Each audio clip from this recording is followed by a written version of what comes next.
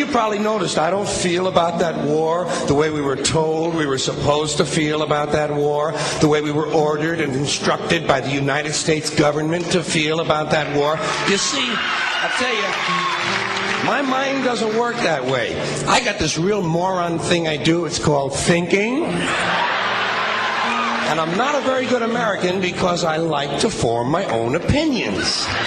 I don't just roll over when I'm told to. Sad to say, most Americans just roll over on command. Not me. I have certain rules I live by. My first rule, I don't believe anything the government tells me. Nothing. Zero. Nope.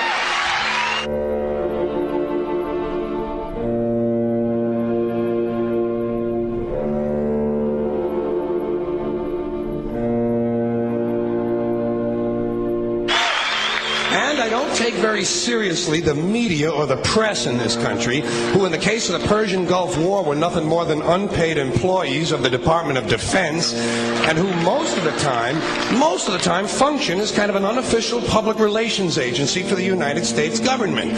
So I don't listen to them. I don't really believe in my country. And I gotta tell you folks, I don't get all choked up about yellow ribbons and American flags. Now, to balance the scale, I'd like to talk about some things that bring us together. Things that point out our similarities instead of our differences. Because that's all you ever hear about in this country is our differences. That's all the media and the politicians are ever talking about, the things that separate us, things that make us different from one another. That's the way the ruling class operates in any society. They try to divide the rest of the people. They keep the lower and the middle classes fighting with each other so that they, the rich, can run off with all the fucking money. Fairly simple thing happens to work.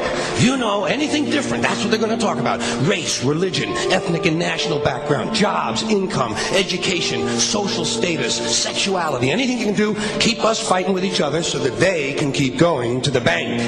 You know how I describe the economic and social classes in this country? The upper class keeps all of the money, pays none of the taxes. The middle class pays all of the taxes, does all of the work. The poor are there just to scare the shit out of the middle class.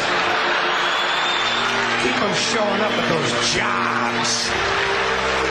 Politicians know that word. They use it on you. Politicians have traditionally hidden behind three things: the flag, the Bible, and children. No child left behind. No child left behind. Oh, really? Well, it wasn't long ago you were talking about giving kids a head start.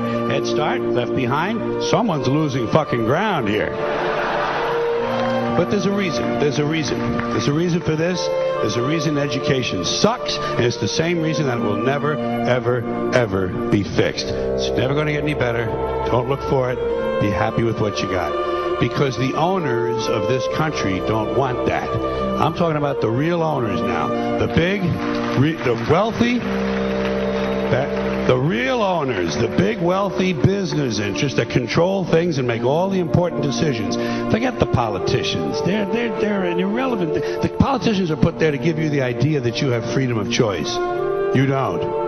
You have no choice. You have owners. They own you. They own everything. They own all the important land. They own and control the corporations. They've long since bought and paid for the Senate, the Congress, the state houses, the city halls. They got the judges in their back pockets, and they own all the big media news, all the big media companies. So they control just about all of the news and information you get to hear. They got you by the balls.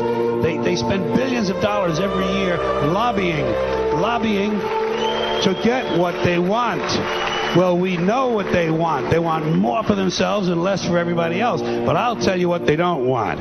They don't want a population of citizens capable of critical thinking. They don't want well-informed, well-educated people capable of critical thinking. They're not interested in that. That doesn't help them. That's against their interest. That's right. You know something? They don't want people who are smart enough to sit around the kitchen table and figure out how badly they're getting fucked by a system that threw them overboard 30 fucking years ago. They don't want that. You know what they want? They want obedient workers. Obedient workers. People who are just smart enough to run the machines and do the paperwork, and just dumb enough to passively accept all these increasingly shittier jobs with the lower pay, the longer hours, the reduced benefits, the end of overtime, and the vanishing pension that disappears the minute you go to collect it. And now they're coming for your Social Security money. They want your fucking retirement money. They want it back so they can give it to their criminal friends on Wall Street. And you know something? They'll get it. They'll get it all from you sooner or later because they own this fucking place. It's a big club, and you ain't in it. You and I are not in the big club.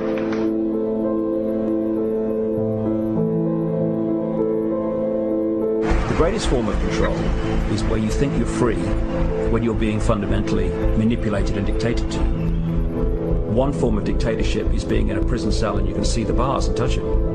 The other one is sitting in a prison cell but you can't see the bar, you think you're free. What the human race is suffering from is mass hypnosis. We are being hypnotized by people like this. Newsreaders, politicians, teachers, lecturers.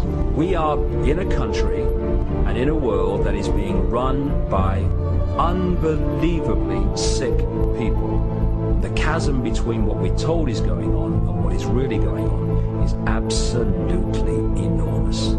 The greatest hypnotist on planet Earth is a oblong box in the corner of the room. It is constantly telling us what to believe is real. Historically, the control and manipulation of political opinion has been the Freemasons' main weapon in gaining control of countries and states.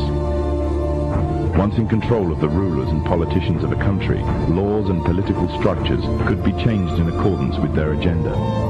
However, since restricting the body does not necessarily mean restricting the mind, the Freemason recognizes that their plan for a global government hinges completely on subduing the masses to their agenda, and thus eliminating opposition to their cause. And the greatest threat to their plan, posing more danger than any army or law, is the threat of a free-thinking mind. In order to eliminate this threat and to achieve their objective, the Masons have set about the boldest plan ever devised: the complete control of every aspect of human life, your life. And the weapons they are using against you are in your very homes, entertaining you and your children, and gradually indoctrinating you without you even realizing.